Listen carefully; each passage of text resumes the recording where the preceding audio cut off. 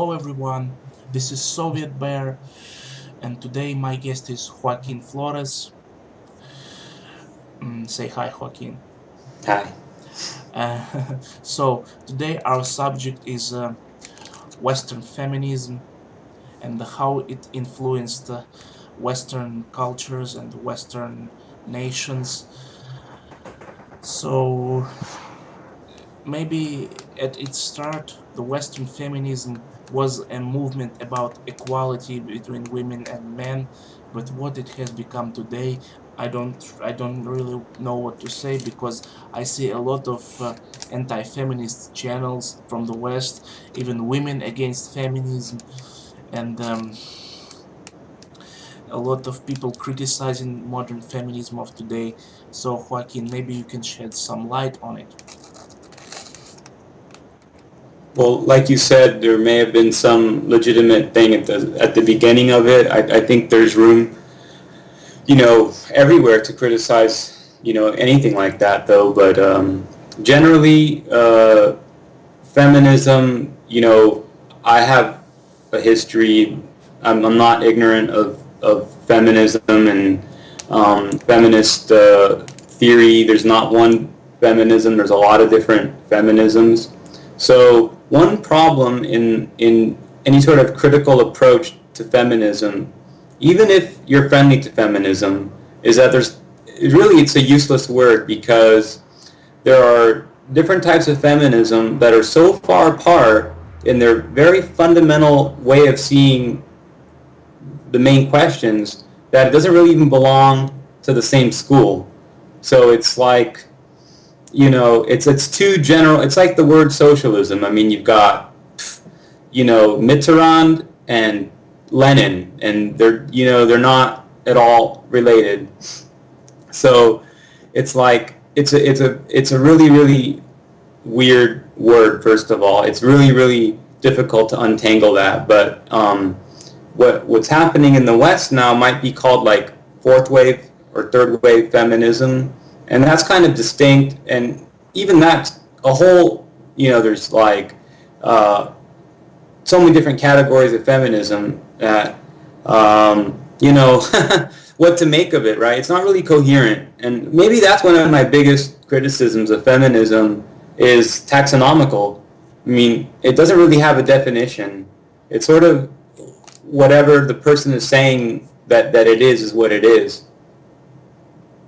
Yeah, so because the Western feminists, I've argued with some of them on the internet, and I was labeled a word misogynist multiple times, maybe 10 or 20 times. I Right. was labeled by it.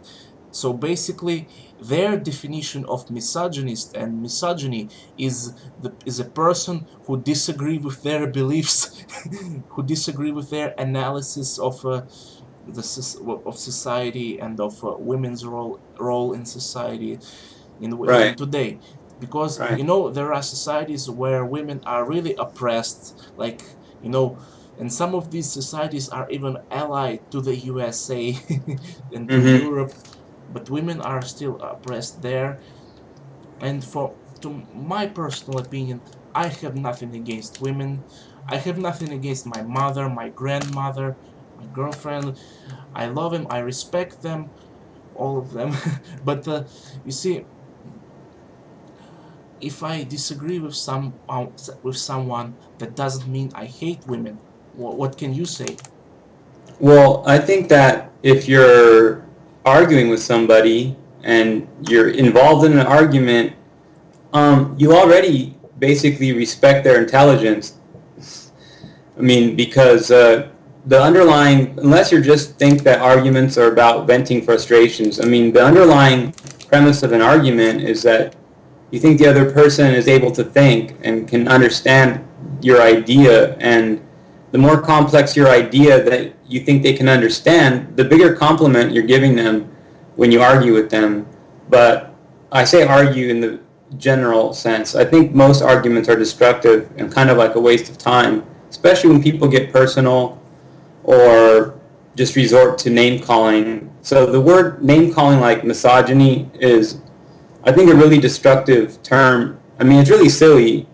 The thing is that there really is such a thing called misogyny.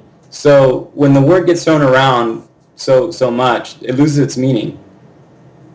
Yeah, but you see, there are actually people here in Russia who would like to export Western feminism here. Well, I wouldn't like, I don't want this to happen. Well, because you see, people in the West are, suffering. Some people say Western feminism as it is today is destroying family, it's destroying marriage. And you see,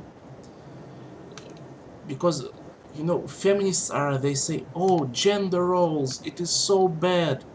But what do you think about this gender theory in general? I think Well, this theory has no practical proof.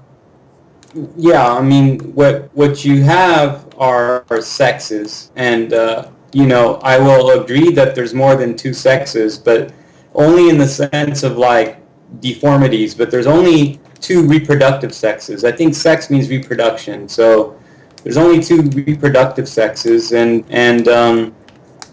I mean, I don't define that in terms of like a single criteria. So I mean, it's like you can't say, oh, well, there's a double X, males that have a Y chromosome and they can produce sperm. I mean, it's just so stupid.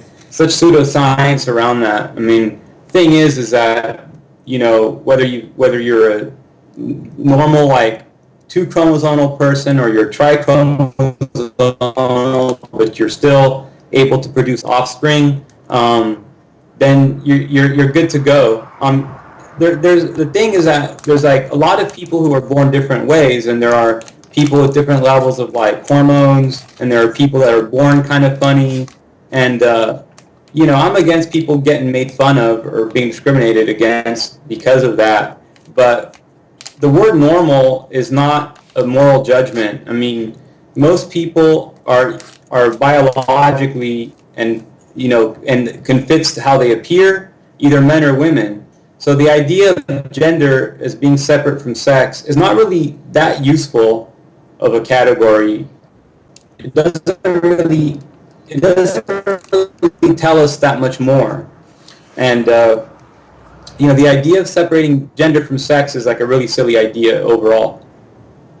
Yeah, and those feminists in the West, they say, oh, but there are more more male politicians than female politicians. There are more male CEOs than female CEOs. It's discrimination and the wage gap.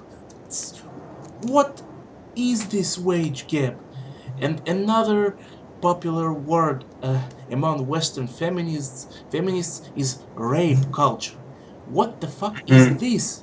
Mm-hmm. What do you mean? Yeah, I It's mean, like so a you're talking culture about of rape when right. Yeah. please, I have no Well, idea what that is. yeah. Well, okay. To explain it, I would basically say that there's not a coherent definition of the word rape of the term rape culture. It's just basically like if a rape occurs and if someone says that they're not guilty, and if a newspaper quotes the accused saying I'm not guilty, then that's evidence of rape culture. Or even if just the rape occurs, it's evidence of rape culture. And it thing is that words have to have meanings, and there has to be criteria. I mean, if there were like not laws against rape, then I could see, and if rape was actively promoted, then I could see that rape culture concept being applied. But you know, it they're not. It's not. So I don't really get that. I mean, it's like you can't just say things are really bad without having evidence that they're really bad. And one of the weird things that's like talking about in universities is where a lot of this stuff started, and it was like in the 90s that they started talking about date rape and college campus rapes. And what later like they found from running numbers was that rapes were like least likely to occur on a college campus. So this whole idea that university or college campuses were like this festering, central hive of rape culture turned out to like be totally bogus. It was really not related to anything. I mean, the thing, if you really like want to dig into it, is that in the U.S., feminism, unfortunately or fortunately, was like always an upper class movement. It was basically like the wives and daughters of like tycoons and oligarchs, and they, because they were close to, they were involved in their own what are called like society organizations, and they were close to power as males define power, but they always had power. And the thing is that men and women are different, and I'm generalizing here, okay? Like, let me say that there are women who are more like men than some men, and there are men who are more like women than some women, and that's just a fact of life. But it's not that many people, so it's okay to generalize, because the word general means like on average, it's it's so like to generalize, like men and women are different, and they're motivated by different things, and women have always been powerful as women, and men, have always been powerful as men, and but women have not always been powerful as men, and men have not always been powerful as women. I mean, that's kind of a very rare number of people. There are, and what's more important really is about like satisfaction in life and happiness. And in the West, with the like introduction of more of what I guess people could say feminism, is that women are less happy and not more happy, and that could relate to a lot of other factors. It might not be, the correlation might not be indicative of causation, but I mean, it's certainly a fact that women are less satisfied today than they were 50 or 60 years ago. Um, for what it's worth, I know that polls are not perfect and things like that, but certainly one could see how that's kind of reasonable to look at. I mean, I look in the United States, and women are not as happy as they are in Eastern Europe or in the Balkans or in other parts of the world. In Latin America, women are much happier generally. And what I find interesting is that in places where there is more gender dimorphism, like men are more masculine and women are more feminine, people seem happier. There seems to be like less sexual fetish. There seems to be like less of a sexual repressed and perverted subcultures seem to exist much less in places where there are like clearly defined positive expressions of masculinity and femininity. So that's kind of, when I look at the U.S., I see it like really disastrous. Maybe it's feminism. I think it's also related to Puritanism and certain branches of like Protestantism that really predate feminism. They don't really have that much to do with the idea that women should inherit property in the event of death or should be allowed to vote, because in I think every country except for like 3, if people can vote, then men and women both vote. And in most countries except for maybe 3 or 4 in the whole world, like if parents die and their child is a daughter, then the property gets inherited by the daughter. That was kind of really the main thrust of like old feminism, was about inheritance rights and then voting. So that's been solved. It's kind of like a solved issue. I support that, by the way. I support women voting. I support women having the right to inherit property if they're so, frickin' lucky to have inherited property. So I consider it like a case that's been closed already. Well, well, for me, it's also a closed case. Women have right to vote. They have right to be elected, and they have right to inherit property. But there are countries, I mean, where women can't even drive a car, and Right. uh, and somehow the United States and the other countries don't see a problem of, don't make a big deal of that.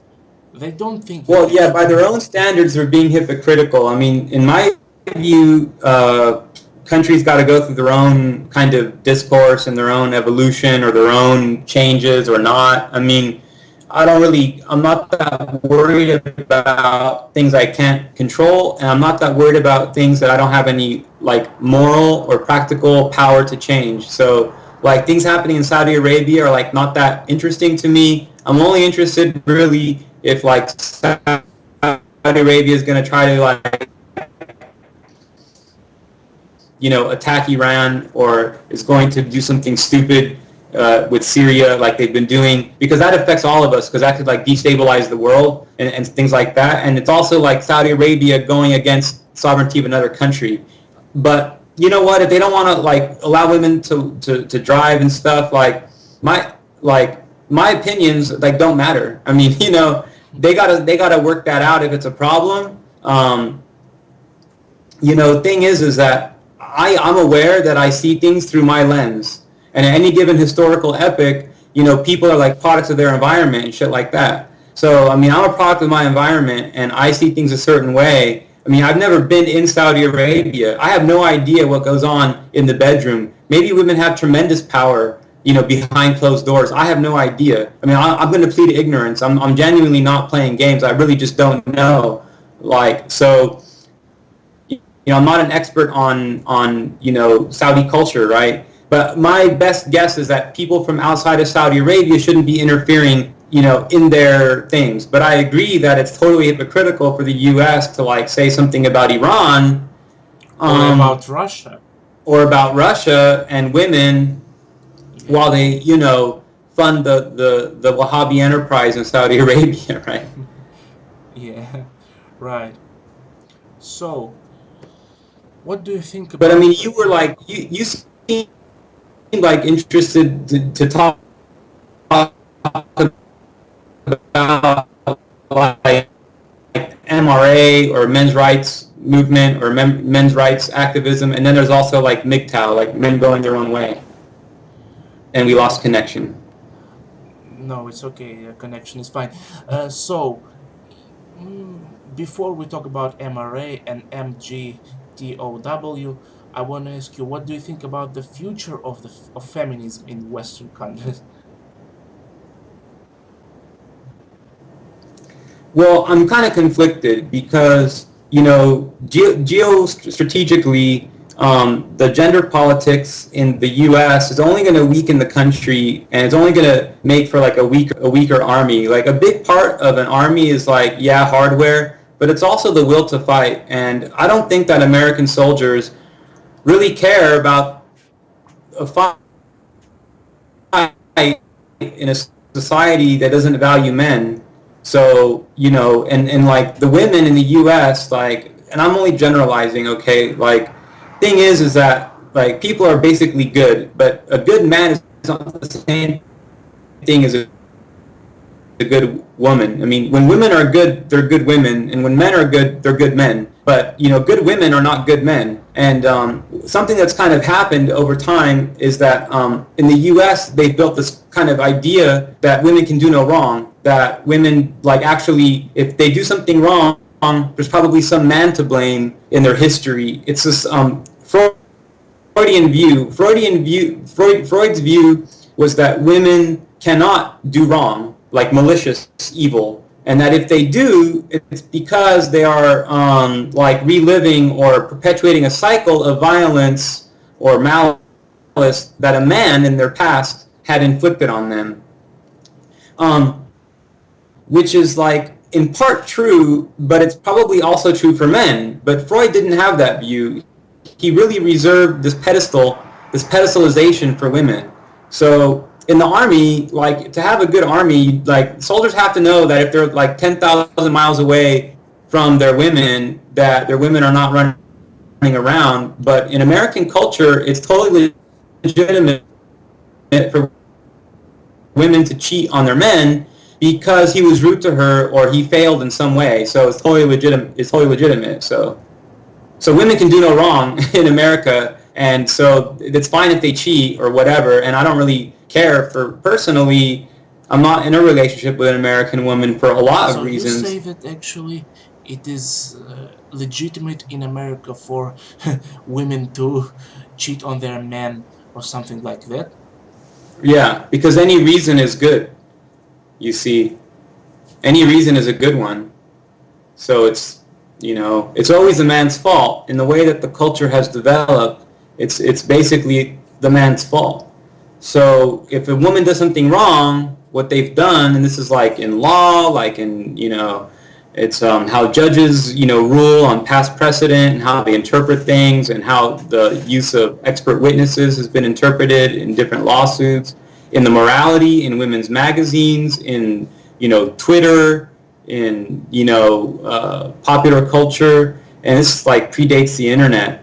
Basically, women can do no wrong. I mean, in a sense, in my view, it's very, very misogynistic to say that, because it really deprives women of agency. I see women as human beings, and in a way very much like men, there's like really crappy men, and there's, kind of mediocre men, and then there's good men and damn good men, and likewise with women. And there are women who are morally deficient, or they're liars, or they're just lazy, or they're not remarkable, which is not bad, but they're just people. So this idea that like women are all amazing, or that women are all geniuses, is like, it's like kind of misogynistic. It's also misandric, but it's definitely sexist. It really places limits on men, but it also doesn't allow us to accurately view women. I mean, women are human beings, and like all human beings,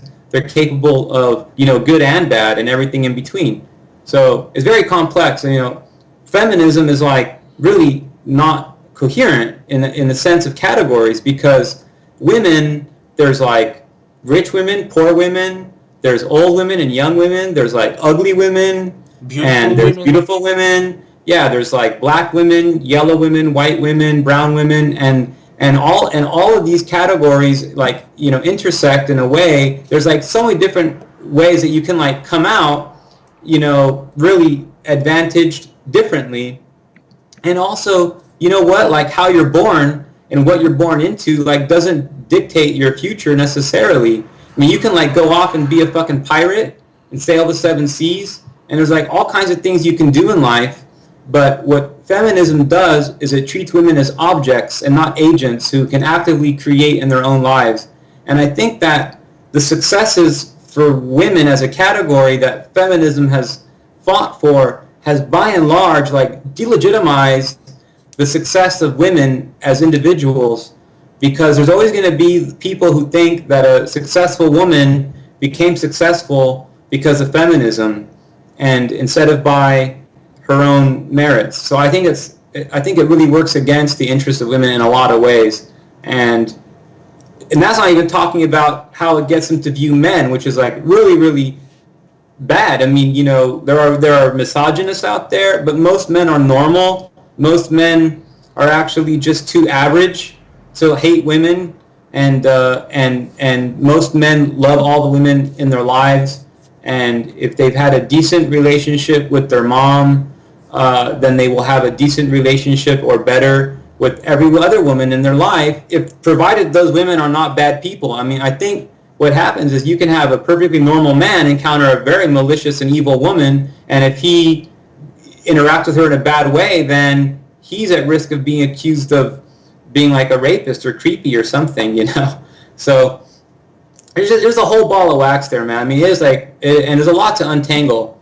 I don't know. I mean, I can see why like I can see why marriage is down. I can see why divorce rate is up. I can see why men and women don't want to be married, and I can see why dating is so messed up. I mean, it's all. I mean, if you really ask, if you like really were to like dig into like what I really think, I don't think any of this is an accident. But I think that the people who are doing this social engineering understand the problem, better than I do, but along the same lines that I do. I mean, they understand that it's all about conditioning and socialization, and they can totally see what they're doing and the effects that it has, because the effects are like obvious to everyone. You can't pretend that you don't see them, and because there's so much science behind it and so much like firm psychology behind it, it's like it's got to be directed in some way. I mean,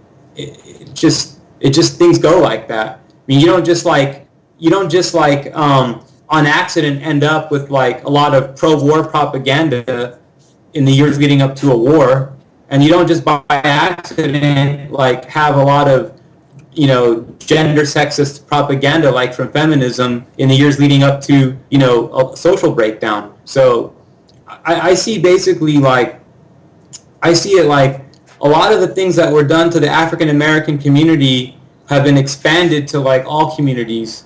And what they did like in the 80s and the 90s to African Americans is they created there like being no good way to be a young black male. And they painted a lot of negative stereotypes and a lot of negative pictures about black youth. And it did a lot of things. One, black youth modeled themselves after the role models they were being provided, and number two, it really limited their creativity and their sense of horizons and what was possible. And I see that happening a lot with like this like hipster emo beardo shit.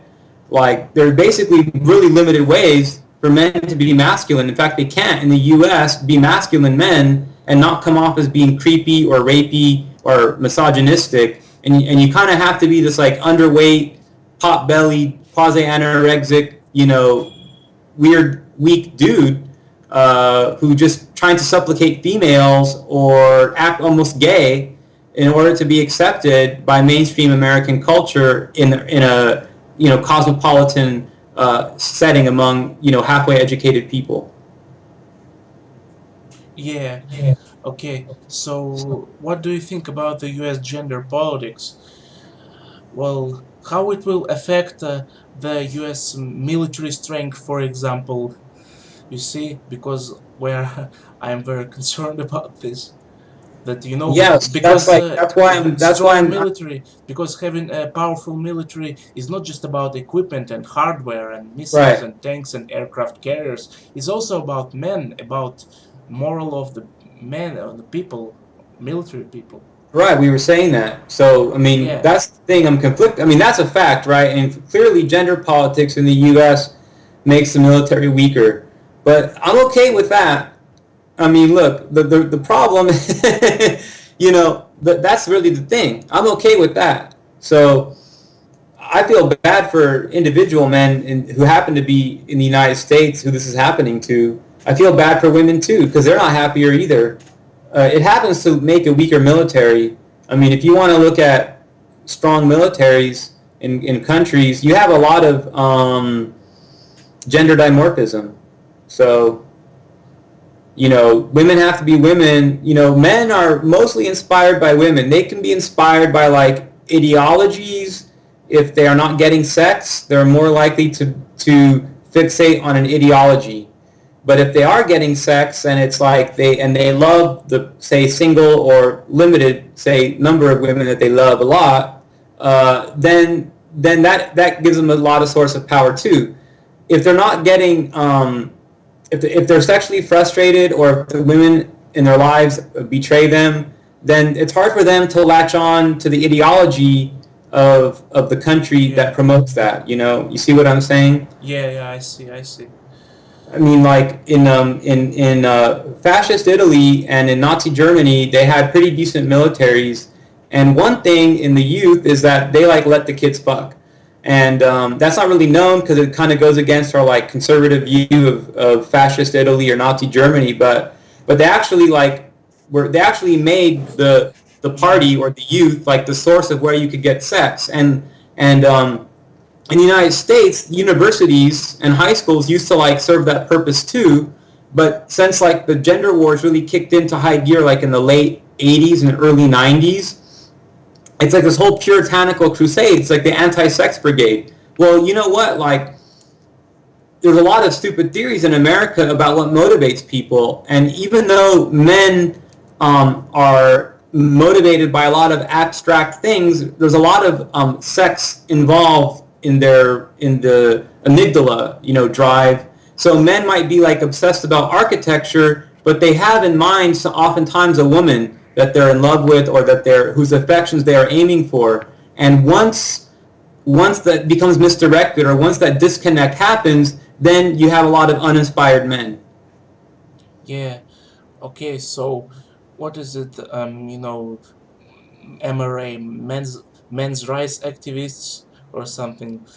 And what is men going their own way? Is it some sort of men's rights movement or other thing in Yeah, I mean, response? I consider like I consider it related. I don't know how they debate each other. I think it's kind of silly. One problem, first of all, is that there's a lot of guys who are not getting sex for the reasons of the problem, but there's other guys who are not getting sex because they don't work on themselves enough, and they would not get sex in any society. Now, the reason they're so pathetic as men is because of their societies, but just because but I mean, liberation, the onus of liberation is on the victim to liberate oneself, and you have to kind of become like, I don't know, like the Count of Monte Cristo or something. I mean, you kind of have to go through this whole metamorphosis. You have to basically understand your oppression. You have to understand how you've been wronged, or you have to, then work through it. You have to kind of seek it out yourself.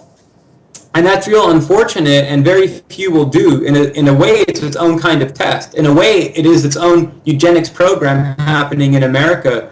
But I mean, so first of all, there are men who, for the wrong reasons, are latching on to MRA or MGTOW, and but it's complicated because the reason for their problems are related to things that MRA could solve, but their frustration towards women is not so much philosophical or legal or cultural, but because they're not fucking women, they are redirecting negative energy towards them. So it's very complex, you see. But the solutions are many of the solutions that they talk about. I mean, they talk about a lot of the right solutions. So the other thing is, I don't see MGTOW and MRA as being at odds with one another. I mean, MGTOW is kind of like men on strike, and MRA is like kind of like for men who are already in a fucked up situation. They've got child support, alimony, custody battle, or they've been discriminated against at work. I mean, part of MGTOW is a little bit anarchistic, which is kind of strong and weak at the same time. I mean, on the one hand, they said, like, I don't need this, I can go on. But I mean, like, if you run a red light, like, you will get pulled over by the police. So police abuse does matter. And likewise, like, you do live in society. If you're a MGTOW and you need to get, like, a job, and, the company is trying to meet some quota and is going to hire a woman who's less qualified than you to meet some gender political correct,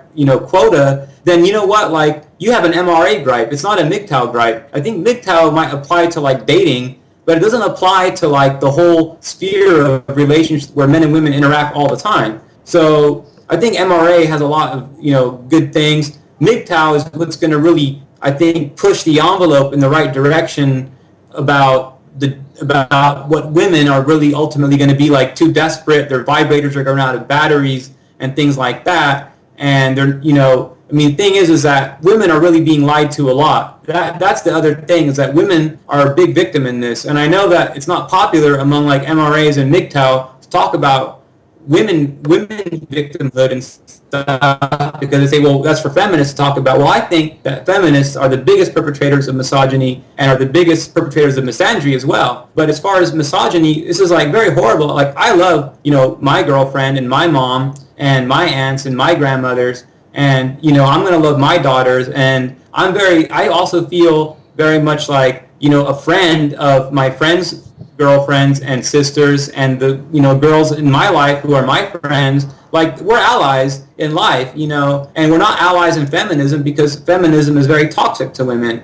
So as an ally of women, I would say that, like, the things that MGTOW are doing are ultimately going to wind up pretty good, because there's going to have to be some disconnect between the things that women are being told that meant to expect from men and the things that really women want.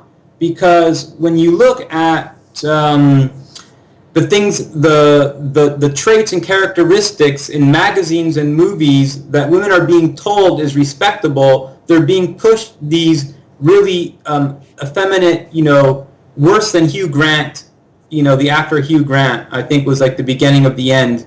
Um, but they're being pushed these characters. But what women really, really want, like what they masturbate to, is not these effeminate characters that are being pushed on them. What they masturbate to are, masculine men, and that's ultimately what's going on. Yeah. Okay. So basically, Joaquin, what can you say in conclusion? Well, look, I mean, I say men and women are really complex, and they're very different from each other. I think something like 75% of women have entertained a rape fantasy, which is not really a rape because they are wanting it.